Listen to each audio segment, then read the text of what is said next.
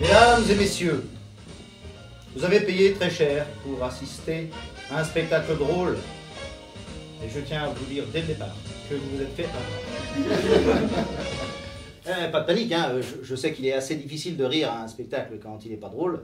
Néanmoins, quand on a la chance d'assister au premier spectacle comique, 100% pas drôle de l'histoire du comique, on peut peut-être faire un petit effort, non?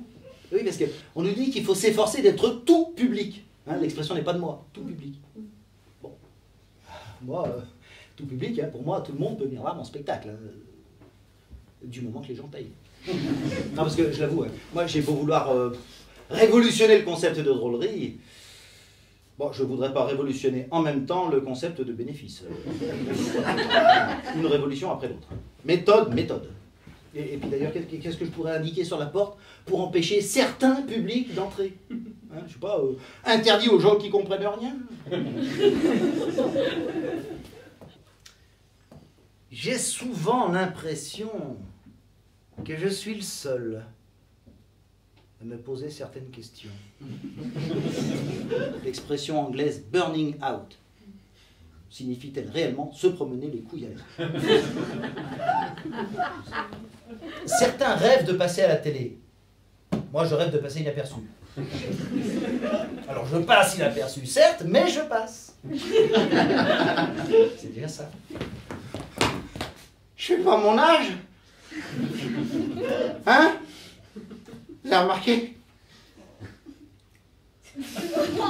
J'ai l'air beaucoup plus jeune que l'âge que j'ai l'air d'avoir, non? Parfois, je me regarde dans la glace et je fais tellement jeune que j'ai l'impression d'être mon propre fils.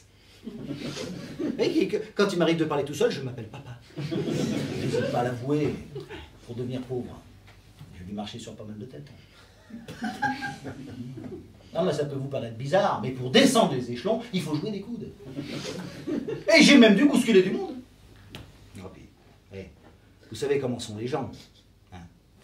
Si vous louez une suite dans un 4 étoiles à Courchevel, par exemple, hein, pendant 3 mois, uniquement pour dépenser votre argent, bon, eh ben, les gens vous accuseront de mener une vie de nabab, alors que vous êtes tout simplement en train d'essayer de devenir comme eux.